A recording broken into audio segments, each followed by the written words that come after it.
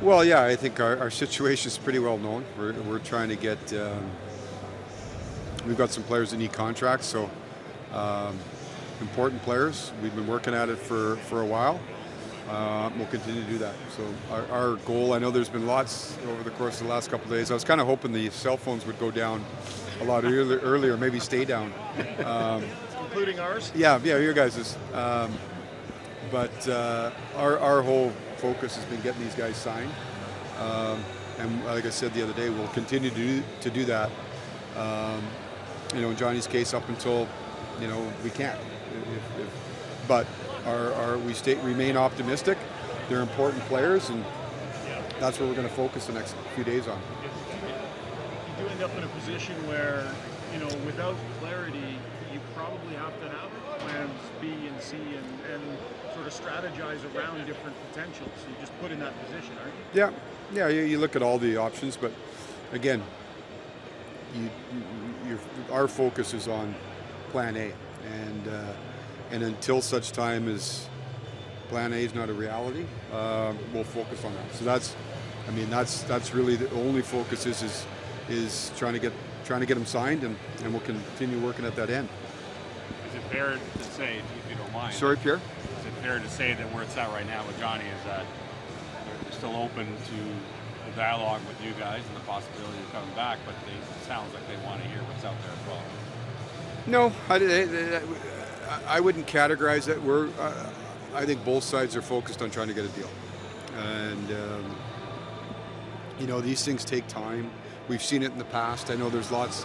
Listen, Johnny's a real good player, so there's going to be lots of attention. But this isn't the first player that's gone, 4 or 5 days to free agency, and he won't be the last. So I think it's real genuine on both sides that we're working to try to get a deal done.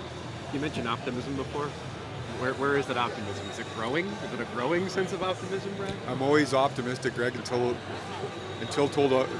I think I'm a pretty optimistic guy by nature, but no, I like I said, these things. There's a process to it. What I found in our business too, deadlines push decisions. We're creeping up on one, but I genuinely think that everybody's heart's in the right place. We want to get the player signed, and I think he wants to be in Calgary. But they're big decisions, they're life decisions, right? So he's earned this opportunity to, if he doesn't sign with us, to look at the market in however long it is. So I think that's something he's got to consider. For us, it's just trying to get our player signed, and like I said, we'll keep working at it. The nature of that. Go ahead, Pierre. It's probably tough to answer in a vacuum, but because you don't want to be the one to ever give up on him.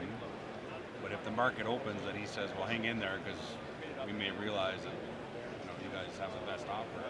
How does that work timeline-wise? You're looking at hypotheticals. Well, I mean, is the door always open, or is at some point you have to? Listen, you monitor it daily.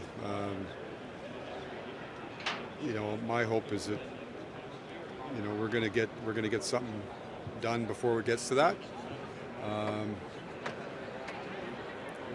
If it gets to that, then you have to, you have to make decisions. But like I said, honestly, our focus is sort of banging away at this to try to get it done.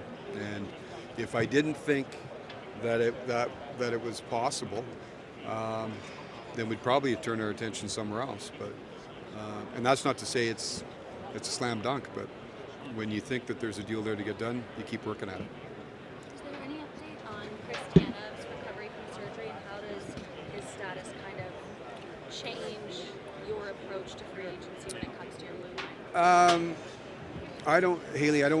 I don't think Chris's situation changes. We expect, now we're still early in it, things have gone really well. He's doing really well. The expectation, and I say that because it can always change, but the expectation that Chris is going to be ready for the start of the year, if not training camp. So, we were given a 4-month time frame in that. Again, subject to how things go. Chris stayed in town for a bit to start his rehab. He's back in Toronto now. Talked to him fairly regularly. He's doing really well. So, we're pretty hopeful that time frame it's not. We don't expect it's going to be a situation where we have to go replace Chris for a portion of the year. We think he's going to be ready, if not for training camp, shortly thereafter. Do we expect some cap gymnastics from you this summer in terms of the contracts that you've been talking about, people who need deals, but also understanding that the cap went up $1 million?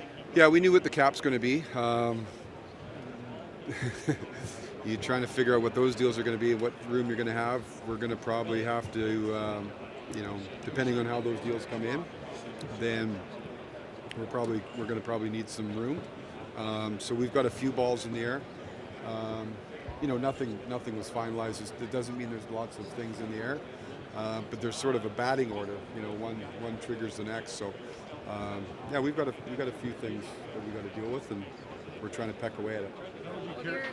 In terms of qualifying off the Excuse deadline, me? is everything, in terms of QOs that Yep. have to come in, is everything status quo? Or? Yeah, we'll have that probably tomorrow. In terms of announcing, no big surprises there, I would say. But all those that need to be QO'd, they've been QO'd.